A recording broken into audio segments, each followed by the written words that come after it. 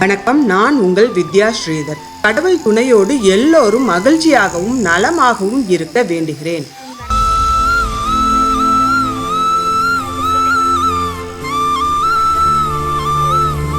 ஒரு வாரம் வந்து ஸ்கூல் லீவ் விட்டுருந்தாங்களா, பசங்கள்லாம் பார்த்திங்கன்னா வந்து வீட்டில் ரொம்ப போர் அடிச்சு போயிடுச்சு.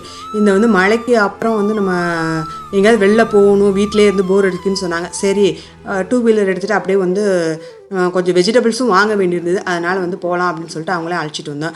வர வழியில் பார்த்தா ரொம்ப கஷ்டமாக இருந்தது. எங்கள் ரோட் பார்த்திங்கன்னா ஃபுல்லாக 2 சைட்லையும் குல்மஹார் ட்ரீ நிறைய இருக்கும்.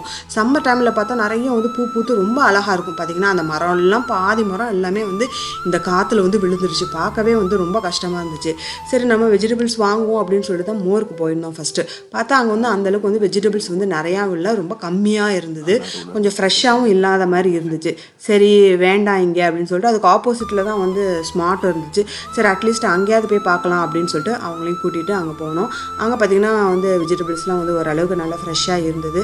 சரி, நம்ம கொஞ்சம் வெஜிடபிள்ஸு, கொஞ்சம் ஃப்ரூட்ஸு, அப்புறம் பசங்களுக்கு கொஞ்சம் ஸ்நாக்ஸு இதெல்லாம் வாங்கிக்கலாம் அப்படின்னு சொல்லிட்டு அங்கே எல்லாம் பார்த்தோம். அதில் பார்த்திங்கன்னா எனக்கு ரொம்ப பிடிச்சது என்னென்னா பனங்கிழங்கு இருந்தது. இப்போ சீசன் வந்துடுச்சு. பனங்கிழங்கு பார்த்தோன்னே ரொம்ப ஆசையாக இருந்தது. அப்புறம் என் சின்ன பொண்ணுக்கு கான்னா ரொம்ப பிடிக்கும். அவங்களும் கான் வேணும் அப்படின்னு சொன்னால், அப்புறம் எனக்கு பனங்கிழங்கு வேணும் அப்படின்னு சொல்லிட்டு அதுவும் கொஞ்சம் வெங்காயம், தக்காளி, கொஞ்சம் ஃப்ரூட்ஸு, அப்புறம் இதெல்லாம் வாங்கிட்டு வந்தோம், வீட்டுக்கு வாங்கிட்டு வந்தோம்.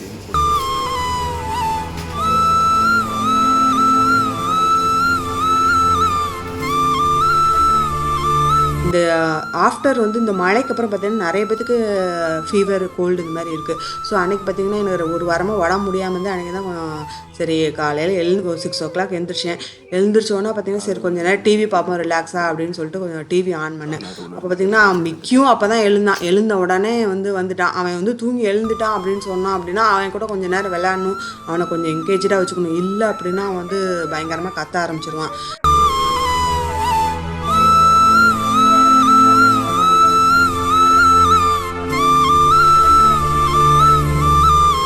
அன்றைக்கி காலையில் பார்த்திங்கன்னா பசங்களுக்கு நான் பாஸ்தா தான் செஞ்சேன். அவங்களுக்கு லஞ்சுக்கு லஞ்ச் பாக்ஸ் எங்களுக்கு அந்த வெரைட்டி ரைஸ் இதெல்லாம் சாப்பிட்டு எங்களுக்கு ரைஸ் சாப்பிட்டு போர் அடிச்சிச்சு மம்மி, எங்களுக்கு ஏதாவது டிஃப்ரெண்ட்டாக வேணும், அதனால் எனக்கு பாஸ்தா செஞ்சு கொடுங்க அப்படின்னு சொல்லி கேட்டாங்க.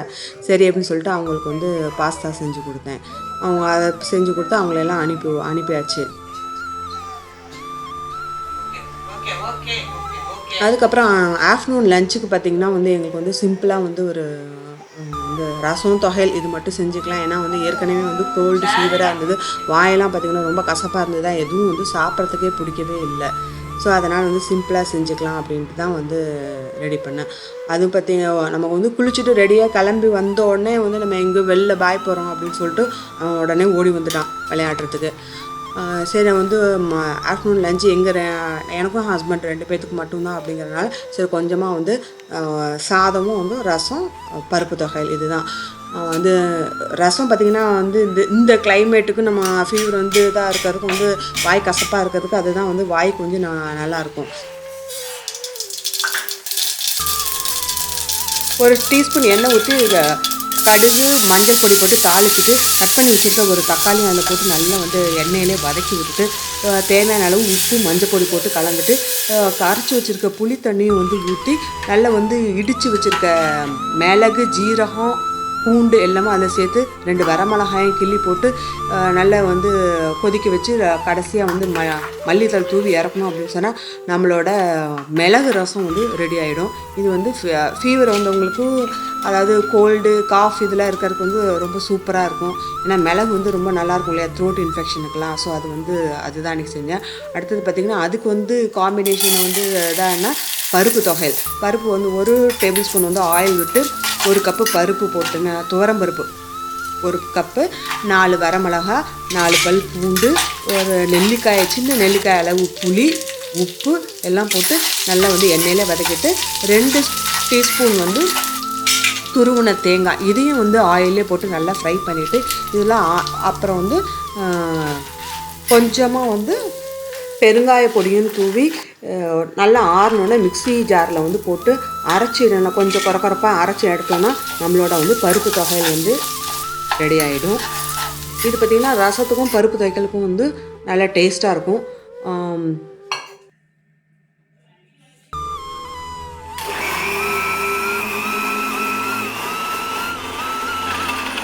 கடைசியாக வந்து கொஞ்சம் ஆயில் விட்டு கடுகு தாளித்து அதை வந்து நம்ம தாளிச்சதை வந்து நம்ம அரைச்சி வச்சுருக்க அந்த தொகையில் விட்டு கலந்துட்டு கொத்தமல்லி தழை கொஞ்சமாக தூவி நல்லா மிக்ஸ் பண்ணி விட்டு நல்லா சூடாக சாதத்தில் போட்டு சாப்பிட்டோம் அப்படின்னா டேஸ்ட் வந்து நல்லா செமையாக இருக்கும். நல்லா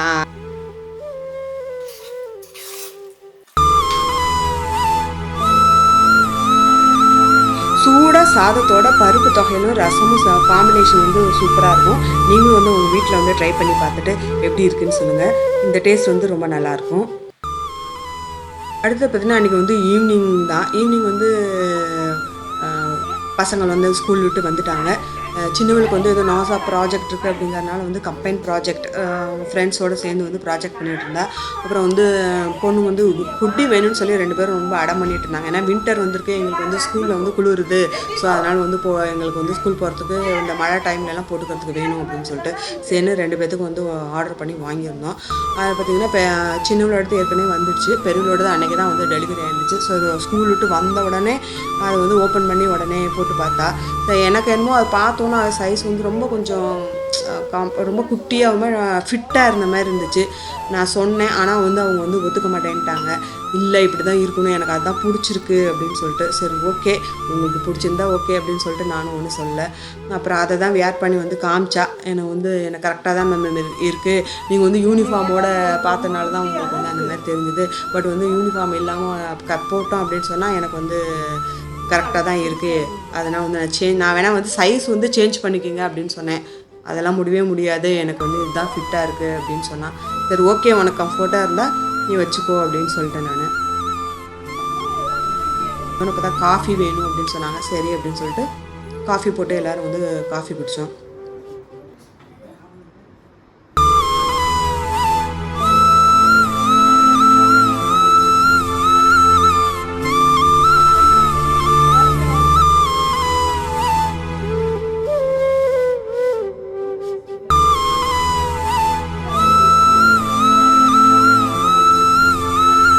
ஒரு 2 பசங்க இருக்கிறது என்னென்னா 2 பேரும் வந்து எது வாங்கினாலும் 2 பேத்துக்கும் சேமாக வாங்க வேண்டியது. இல்லை அப்படின்னா 2 பேருக்கு வந்து பயங்கரமாக சண்டை வந்துடும். ஏன் வந்து நீங்கள் அவளுக்கு மட்டும் வாங்கி தரீங்க, எனக்கு வந்து வாங்கியே கொடுக்கல அப்படின்னு சொல்லிட்டு 2 பேரும் சண்டை பண்ணுவாங்க. ஸோ அதனால தான் வந்து 2 பேத்துக்குமே வந்து சேமாக வந்து ஹுட்டியும் வாங்கிச்சு. எது வாங்கினாலுமே சரி 2 பேத்துக்குமே தான் வாங்கி ஆகணும். இல்லை அப்படின்னு சொன்னால் வீட்டில் அவ்வளோதான் 2 பேரும் வந்து பயங்கரமாக சண்டை பண்ணிகிட்ருப்பாங்க.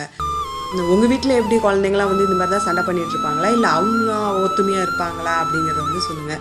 ஏன்னா 2 பொண்ணுங்க அப்படின்னாவே பசங்க பொண்ணுங்க அப்படின்னா தான் சண்டை பண்ணிக்கிறாங்க. பார்த்தா பொண்ணுங்க அப்படின்னாலும் 2 பேரும் வந்து போட்டி போட்டுட்டு 2 பேரும் வந்து எப்போ பார்த்தாலும் வந்து சண்டை பண்ணிகிட்டே தான் இருப்பாங்க. ஆனால் வந்து சண்டை பார்த்திங்கன்னா கொஞ்சம் நேரம் தான் இருக்கும். சண்டை பண்ணிகிட்ருக்காங்களே அப்படின்னு சொல்லிட்டு பார்த்தோம். பார்த்திங்கன்னா ஒரு 5 நிமிஷம் கழிச்சு 2 பேரும் பேசிகிட்டு இருப்பாங்க. ஏன்டா இப்போ தாண்டா சண்டை பண்ணிகிட்டு இருந்தீங்க அப்படின்னு சொன்னால், அதெல்லாம் அப்படி தான் மம்மி அப்படின்னு. அதனால தான் நாங்கள் வந்து அவங்க சண்டையில் வந்து ரொம்ப இன்டர்ஃபியர் பண்ணுறதே இல்லை. ஏன்னா வந்து நம்ம ஏன் சண்டை பண்ணுறோம், நம்ம எதாவது திட்டு எதாவது பண்ணுவோம். ஆனால் பார்த்திங்கன்னா அதெல்லாம் அவங்க வந்து கேர் பண்ணவே மாட்டாங்க. 5 நிமிஷம் கழிச்சு பார்த்திங்கன்னா 2 பேரும் ரொம்ப ஒத்துமையாக பேசிகிட்டு இருப்பாங்க. அதனால் அதுலேருந்து நான் வந்து அவங்க சண்டையில் வந்து தலையிடுறதே இல்லை. 2 பேரும் சண்டை பண்ணிவிட்டு நீங்களே சமாதானமாக போய்க்கிங்க அப்படின்னு சொல்லிட்டு விட்டுறது. வந்து ஓட்ஸ் பிஸ்கட் வந்து டிப் பண்ணி சாப்பிட்றேன் மம்மி எனக்கு அப்படின்னு வேணும் அப்படின்னா, சரி ஓகே அப்படின்னு சொல்லிட்டு ஒன்று சாப்பிட ஆரம்பித்தா உடனே மிக்கி வந்து ஸ்மெல் பண்ணிட்டான். ஏதோ நம்மளை விட்டுட்டு ஏதோ சாப்பிட்றாங்க. மிக்கிக்கு வந்து காஃபி அப்படின்னாவே ரொம்ப பிடிக்கும். அவன் வந்து சரி அவன் வந்து சாப்பிட மாட்டான் அப்படின்னு சொல்லிட்டு சும்மா ஒரே ஒரு பிஸ்கட்டை வந்து டிப் பண்ணி கொடுத்தா. கடைசியில் பார்த்தா அவனுக்கு ரொம்ப டேஸ்ட்டு பிடிச்சிருச்சு. விடவே மாட்டேன்ட்டான், அவளை வந்து சாப்பிடவே விட மாட்டேன்ட்டான். ஹோல் பேக்கெட்டும் கடைசியில் பார்த்தா மிக்கி தான் வந்து ஃபுல்லாக எல்லாமே சாப்பிட்டான். அவளை வந்து சரி நான் உனக்கு வாங்கி தரேன், அவனுக்கு வந்து வேணும்னா கொடுத்துரு அப்படின்னு. ஓகே மம்மி அப்படின்னு சொல்லிட்டு கொடுத்துட்டா. சரி நைட்டுக்கு அப்புறம் என்னென்னா எங்களுக்கு வந்து சன்னா பட்டூரே தான் வேணும் அப்படின்னு சொன்னாங்க. ஓகே அப்படின்னு சொல்லிட்டு அதாவது கொஞ்சம் மைதா மாவு பிசைஞ்சு வச்சேன் பூரி போடுறதுக்காக. அதை பிசைஞ்சிட்டு நைட் டின்னருக்கான ஒர்க்லாம் வந்து கொஞ்சம் பார்த்துட்டு இருந்தேன். அது வரைக்கும் அவன் வந்து கொஞ்சம் நேரம் வந்து ஸ்கூல் விட்டு வந்தோடனே மிக்கி கூட கொஞ்சம் நேரம் விளையாண்டுட்டு அவன் வந்து ஹோம் ஒர்க்லாம் பண்ணணும் அப்படின்னு சொன்னான். ஓகே கொஞ்சம் நேரம் வந்து விளையாண்டுட்டு நீ போய் வந்து என்னோடய ஹோம் ஒர்க்லாம் பண்ணு, அதுக்குள்ளே வந்து நான் டின்னர் ரெடி பண்ணுறேன் அப்படின்னு சொல்லிட்டு நான் வந்து அதை ரெடி பண்ண ஆரம்பிச்சிட்டேன். மீடியம் சைஸ் வந்து ஆனியன் 2 வந்து கட் பண்ணிவிட்டு கொஞ்சம் ஆனியனும் ஒரு தக்காளி 2 வந்து மிக்சியில் போட்டு நல்லா வந்து பேஸ்ட்டை அரைச்சிட்டு ஒரு கடாயை வச்சுட்டு அதில் வந்து ஆயில் விட்டு ஸ்டவ் ஆன் பண்ணி கடாயை வச்சு 2 டேபிள் ஸ்பூன் வந்து ஆயில் விட்டு அதில் வந்து ஸ்பைசஸ் வந்து ஜீரகம், மிளகு, பட்டை, கிராம்பு, ஏலக்காய், பிரிஞ்சி எல்லாம் எல்லாத்தையும் போட்டு வதக்கிட்டு கட் பண்ணி வச்சுருக்க ஆனியன் ஒரு ஆஃப் ஆனியன் வந்து தனியாக எடுத்து வச்சுருந்தேன். அதுவும் 2 வந்து பச்சை மிளகாவும் போட்டு அதை வந்து எண்ணெயில் நல்லா வந்து ஃப்ரை பண்ணிவிட்டு நம்ம அரைச்சி வச்சுருக்க பேஸ்ட், அதாவது வெங்காயம் தக்காளி அரைச்சி வச்சுருக்க அந்த பேஸ்ட்டையும் அதில் விட்டு நல்லா வந்து ஃப்ரை பண்ணலாம். அதில் வந்து இஞ்சி பூண்டு பேஸ்ட்டு 1 டேபிள் ஸ்பூன் இஞ்சி பூண்டு பேஸ்ட்டு, கரம் மசால் பொடி 1 ஸ்பூன், மஞ்சள் பொடி, மிளகாய் பொடி, அப்புறம் வந்து வேக வச்சுருக்க சன்னாவையும் வந்து அதோடு மிக்ஸ் பண்ணி விட்டு தேவையான அளவு வந்து தண்ணி விட்டு நல்லா வந்து கிளறி விடணும். தேவையான அளவு உப்பு,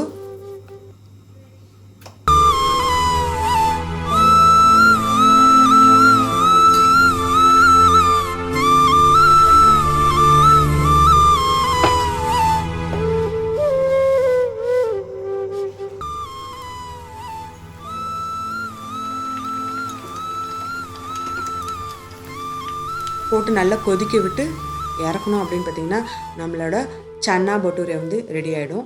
இது வந்து பூரிக்கு வந்து ரொம்ப டேஸ்ட்டாக இருக்கும், பசங்களுக்கும் வந்து ரொம்ப பிடிக்கும்.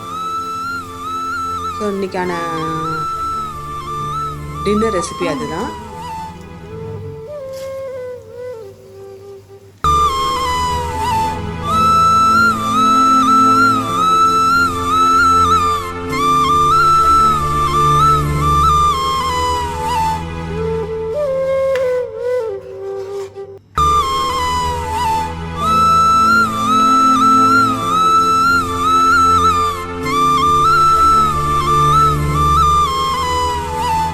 உங்களுக்கு இந்த வீடியோ பிடிச்சிருக்குன்னு நினைக்கிறேன். மறக்காமல் வந்து கமெண்ட் பண்ணுங்கள், லைக் பண்ணுங்கள் அண்ட் ஷேர் பண்ணுங்கள். தேங்க்ஸ் ஃபார் வாட்சிங் திஸ் வீடியோ. பாய்.